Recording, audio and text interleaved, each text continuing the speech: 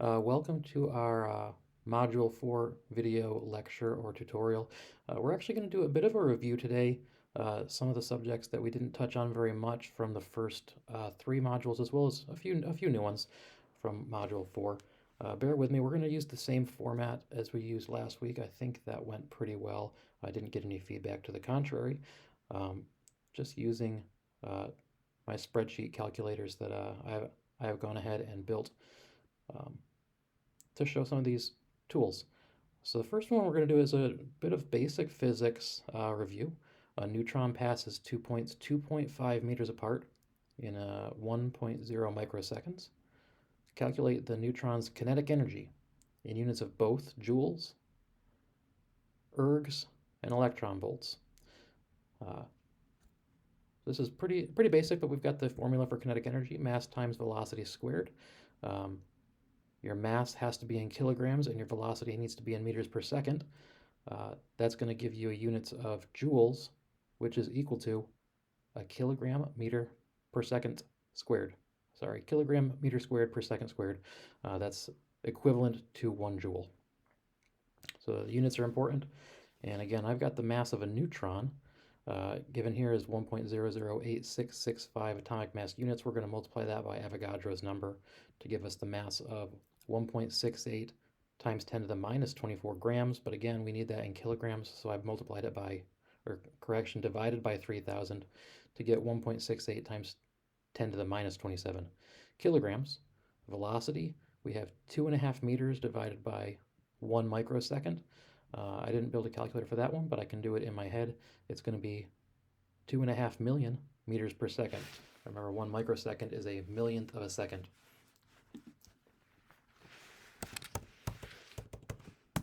So there's my 2.5 million meters per second. Again, the formula is mass times velocity squared. You can see I have that in my formula area. So mass times velocity squared. So we get an answer of 1.05 times 10 to the minus 14th joules.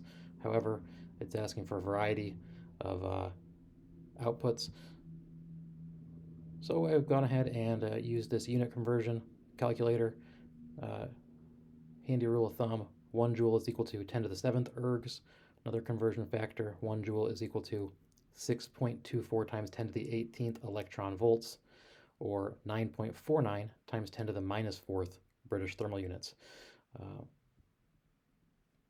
So it's asking for joules, ergs, and electron volts. We've got those three, and we got one bonus one that's going to come into play in our next review question. That's why I included it. A different kind of energy, but you can, if you look closely, you notice this is actually the same, almost the same formula. It's Einstein's famous equation, E equals mc squared, where the mass, once again in kilograms, and c is the speed of light, so it's also meters per second, 300 million meters per second squared, or put another way, 3.0 times 10 to the 8th. So let's read this problem here. It's a hypothetical, it's a theoretical, but you can get 20 million BTUs by burning a ton of coal. That's 2,000 pounds of coal. If you could theoretically, that's not gasoline, it's coal. If you could theoretically convert that coal into pure energy, how much energy would you get? And this just gives us a few conversion factors. Let's see, it's all sloppy now that I changed one word. Okay.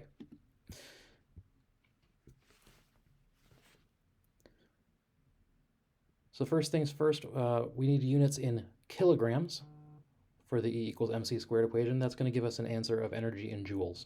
If our mass is not in kilograms, that's not going to be a unit of joules.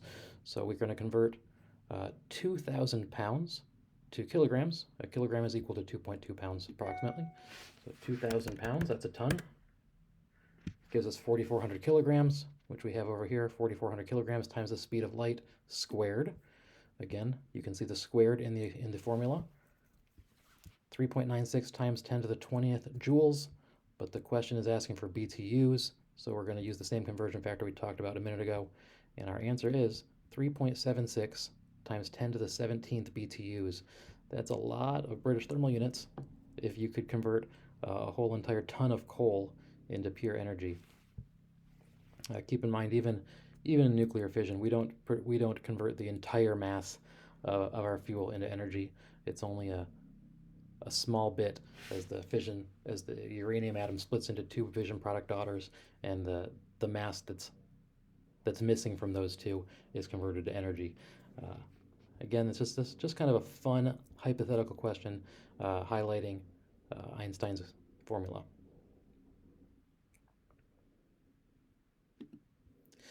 This one didn't get much attention early on.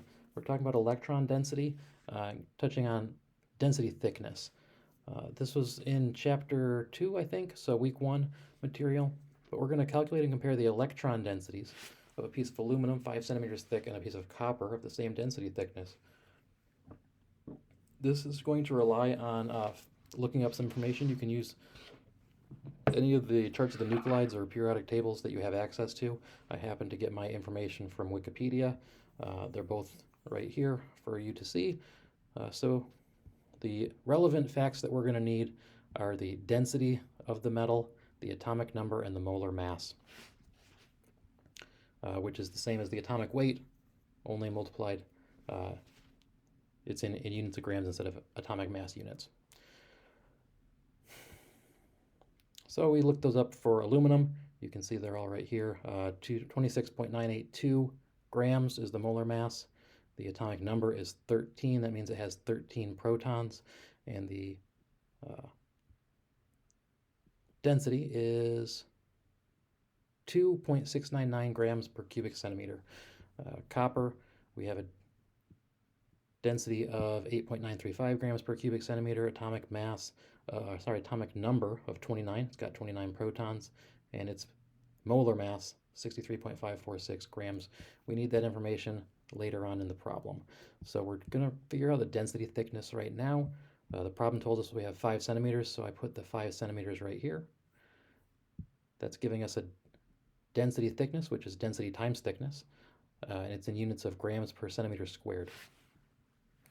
So if, for example, if they gave you a problem where you had a meter or an inch of material, you would need to do unit conversion. Again, we want centimeters and we want grams per centimeter cubed. That's going to give us a density thickness in units of grams per centimeter squared, and the answer for aluminum is 13.495. And the answer for, this is tricky. Look again at what the question's asking. So we're calculating and compare the electron densities of a piece of aluminum 5 centimeters thick and a piece of copper of the same density thickness. So what I've done is rearrange the equation over on this calculator. The density thickness of our aluminum goes in here, 13.495, and we're going to divide that by the density to give us units of centimeters for how thick the copper is. In other words, the copper and the aluminum, the copper being 1.51 centimeters thick and the aluminum being 5 centimeters thick, they both have the same density thickness. In other words, the same mass. And you can see that in the following calculation using the formula density equals mass times volume. And just to make everything explicit, we're going to use a square centimeter portion of the shield material at the desired thickness. So 5 centimeters thick for the aluminum and 1.51 centimeters thick for the copper. That's going to give us a volume of 5 times 1, so 5 cubic centimeters, and 1.5 times 1, so 1.5 cubic centimeters for our copper. Multiply the density times the volume, and that's going to give us our mass, which you can see is the same 13.495 grams for both, even though the aluminum is much thicker. We're still not there yet, so we're going to continue on using many calculations in this problem. We want to find out the electron densities, and then we want to compare them. So we have 13.495 grams of aluminum, we want to know how many atoms there are. The way we do that is divide out by the molar mass. So we have the molar mass, we learned from Wikipedia, is 26.982 grams. So we have approximately half a mole of aluminum, and we are going to multiply that out by Avogadro's number to tell us the number of aluminum atoms. Finally, we're going to multiply, so you can see that's what I did here. I multiplied the number of moles by Avogadro's number, 6.02 times 10 to the 23rd. And then to get the number of electrons, I multiply by the atomic number, Z, which is also the number of electrons in an aluminum atom. So you can see I multiplied by B8, which is the atomic number. So we have, in this 13.5 gram chunk of aluminum, we have 3.91 times 10 to the 24th electrons. That gives us an electron density. All you do is divide the electrons by the volume, which is 5 cubic centimeters, and it gives us an electron density of 7.8 times 10 to the 23rd. And we repeat the same thing for the copper. Number of moles, it's only 0.212 moles, even though it's the same number of grams, because a mole of copper is heavier than a mole of aluminum. Same number of atoms, but it has more mass. So how many atoms are in 0.212 moles of copper? The answer is 1.28 times 10 to the 23rd, and we multiply that out by the atomic number of copper, which is 29, to give us 3.71 times 10 to the 24th. Again, we need to divide by the density, by the volume to obtain an electron density. And the volume of this, be careful to use the volume for copper instead of the volume of the aluminum chunk. So it's divided by 1.5, and that gives us our electron density, 2.45 times e to the 24th, times 10 to the 24th. So the first part of the question did say calculate the electron densities, and we've done that. Calculate and compare the electron densities of a piece of aluminum 5 centimeters thick and a piece of copper, same density thickness. So for the comparison portion, I went ahead and made this calculator right here. It's dividing the larger by the smaller to say the electron density of copper is about 3 times more than the electron density of aluminum. You can see that 7.8 times 10 to the 23, times that out by 3, you're going to get in the ballpark of 2.4 10 to the 24th. So that's quite the beast of a problem. There's a lot of steps. This might be one where railroad tracks would come in handy, but it's a lot of logic. And I wouldn't have felt right not going over an example with you. Moving on, this is a review from week 2. I do recall going through this this formula for specific exposure rate constant, but another example is always warranted. Just seeing it in a little bit different format.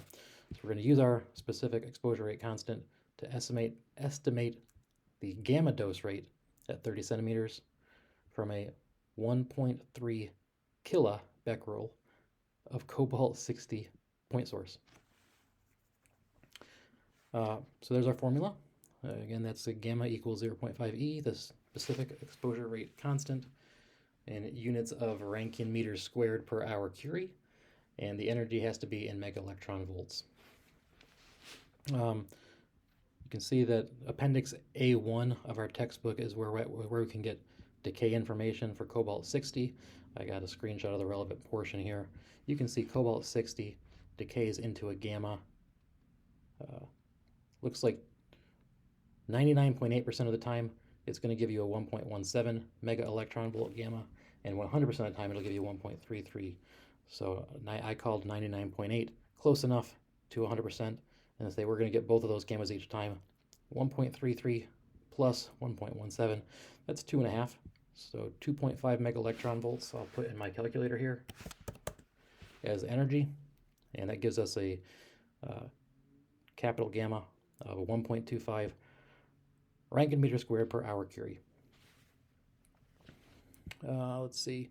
We've got to do a unit calculation before we proceed, because our activity, or sorry, exposure rate formula is actually asking for activity in curies, not in becquerels. We got becquerels here, actually kilobecquerels, but we need activity in curies. So I've got another unit converter over here. If we put in the becquerels, it'll give us the curies, which 1 curie is equal to 3.7 times 10 to the 10th becquerels. We don't have 1.3 becquerels, though we have 1.3 thousand becquerels. I'm going to put that in as 1,300 becquerels, which would be 1.3 kilobecquerels. We got our activity in curies, and that automatically moved over into our formula here. 3.51 times 10 to the minus 8th. The 1.25 term came from up here. The only one we still need is our distance. And where are we? 30 centimeters. 30 centimeters from a 1.3 kilobecquerel cobalt 60 point source. But notice the equation wants the distance in meters. So we need to convert. 30 centimeters is 0.3 meters. And our formula is just like it says. It's a specific exposure rate, constant, times the activity divided by the distance squared. You can see the square there is important, and that gives us the appropriate units of Rankine per hour. Now it's asking for dose rates, so you could go ahead and let's just call it rads per hour. 1 Rankine, 1 rad, that's fine. Rads are a unit of absorbed dose. That's perfectly fine. You could even say rem per hour, because gamma radiation has a quality factor of 1. So you can multiply that by 1, and you can say that's 1 rem per hour. Units aren't particularly important as far as R per hour, rad per hour, rem per hour. In the industry, what I'm used to seeing, almost always you see on the devices R per hour. We record whatever is appropriate for whatever we're talking about. Moving on, we're going to do some gamma shielding. We're talking about the effectiveness of gammas going through a shield of a certain material. So let's say we have a gamma ray beam consisting of equal numbers initially of 0.2 megaelectron volt photons and 0.5 megaelectron volt photons. The beam is going to enter a 2 centimeter thick lead shield. So once we get to the other side of the shield, what's the relative portion of 0.5 megaelectron volt photons and 0.2? So you see I got 2 calculators here for our 2 photons. They're both going to go through the same shielded material, 2 centimeters thick, but they have different energy levels starting out. So using this figure 12 from the Golnick text, we're just going to follow up our energy levels, 0.2 mega electron volts, and that's pretty close to 10, so I'm going to call that a linear attenuation coefficient of 10 per centimeter. And our half mega electron volt, there's 0.5. Looking for the total there. That looks like 2 to me. I'm going to call that 2 per centimeter. And our beam is 2 centimeters thick. So put 2 for the thickness, and I had that propagate all by itself. So here's our formula that we're referring to. Photon intensity, shielded versus unshielded, it's just a ratio, is equal to e to the power of negative mu x, mu being the total linear attenuation coefficient, which is exactly what we just read off the graph, and x being the shield thickness in centimeters. Again, matching units because we're given centimeters in the chart and we're given centimeters in the problem, but if we happen to be given inches or something like that, we'd have to convert. So the formula gives us e to the power of negative 1 times 10 times 2, 2.06 times 10 to the minus 9th. That's a unitless value. That's basically the fraction of photons that are remaining after passing through the 2 centimeter thick lead shield. Over here, we can see we have 1.83 times 10 to the minus 2 of the remaining photons. So it's more, but it's still not very many. Just that 2 centimeters of lead really made a difference. For the lower energy 0.2 mega electron volt photons, it got almost all of them. That 0.000000002 of the original photons on the low energy side, and 0.0183 over on the relatively higher energy side. So it asks us actually what's the relative portion of half mega electron volts to 1/5 mega electron volt photons, and it's going to be like all of them. It rounds to 100%. It's such a drastic difference, you can't even tell. And the way I calculate this percentage, I just divide out this number by the sum of both of these numbers. And obviously this number is so much bigger that when you do the same thing over here, you get 100%, here you get 0%, and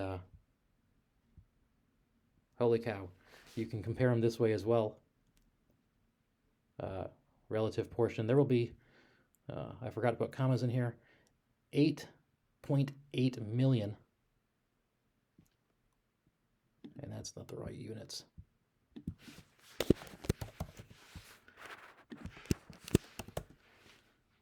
For every half mega electron volt, for every low energy photon remaining, you're going to have almost 9 million of the medium energy photons, but after you get through the shield. So again, barely any.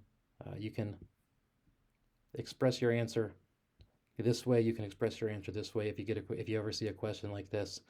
And again, if you happen to use a source other than our textbook, make sure you tell me what the source is so I can verify that you did it correctly.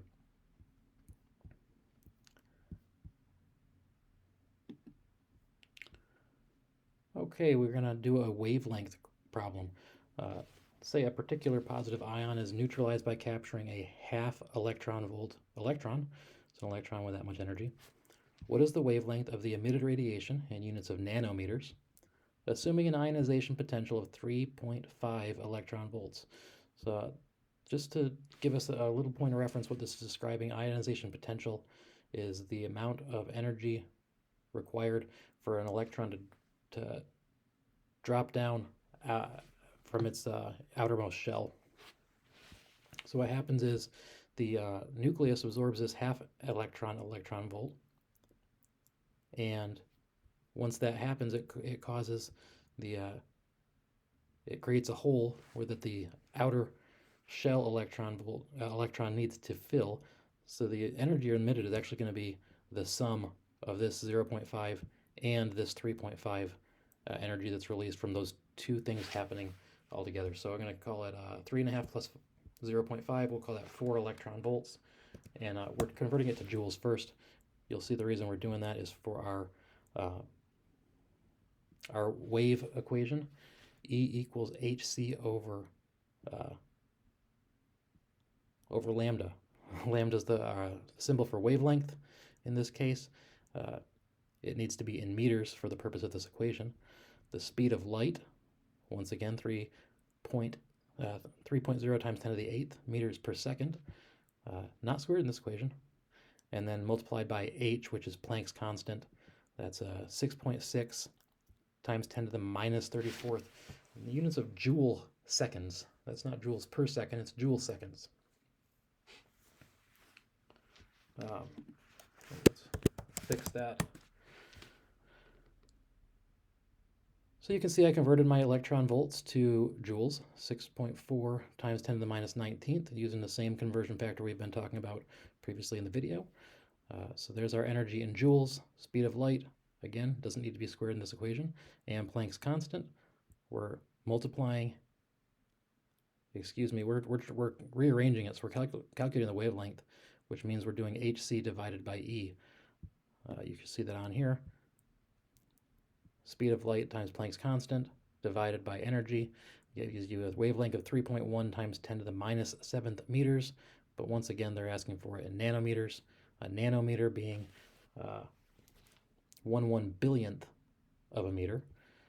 So you can see down here, we multiplied by a billion times 10 to the ninth, and that gives us our answer in nanometers, 310 nanometers wavelength.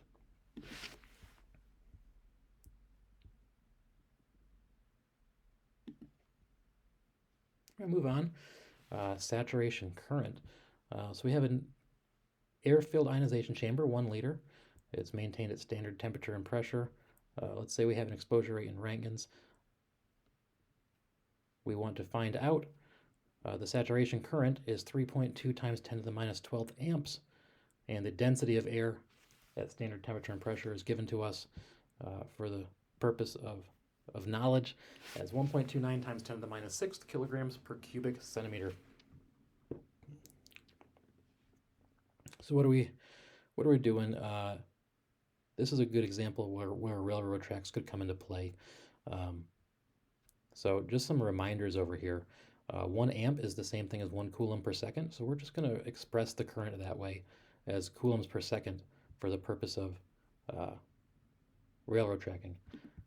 So 3.2 times 10 to the minus 12, 3.2 e minus 12 is our current in coulombs per second.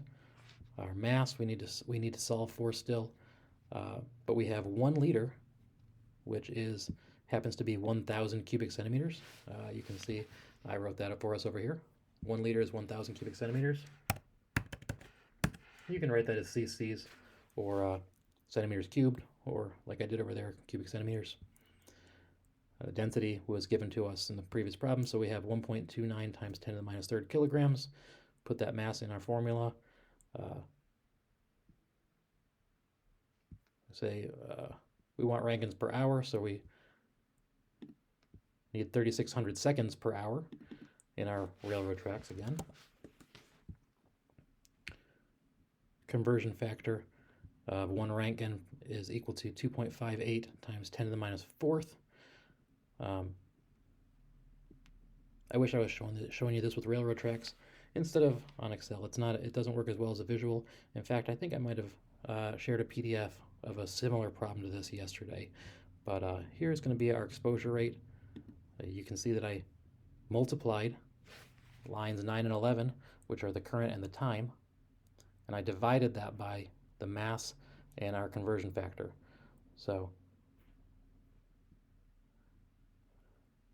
if you write it out on the railroad tracks, you will see the final units are Röntgen per hour, and that is what it was asking for, exposure rate in Röntgens per hour, 3.46 times 10 to the minus 2 Röntgens per hour.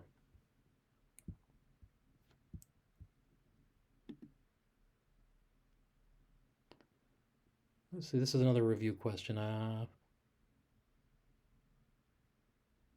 We just did this last week, but I have it pulled up, so I might as well go through it. A beta particle with kinetic energy of 1.2 mega electron volts passes through a 5 milligram per centimeter squared window in an air-filled gas detector. How many ion pairs will be produced? It's just the number of ion pairs is equal to energy divided by the W value, which we remember is 33.9 electron volts in air. So let's go ahead and put in our energy, 1.2 mega electron volts, but we need it in electron volts for the purpose of the equation. So 1.2 million, 1, 2, 2 more zeros, and then 3 more zeros. 1.2 million, and that gives us 35,398 ion pairs. And that's easy as that. Energy divided by W. I hope you found this helpful. I know that for some problems it makes sense to look at them this way, and it's a helpful way to visualize. Other ones you may work better on paper. Use the tools that are most convenient and most useful and helpful to you as you're going through problem sets as we go through the course. And hope to see you in the discussions this week, and have a good week.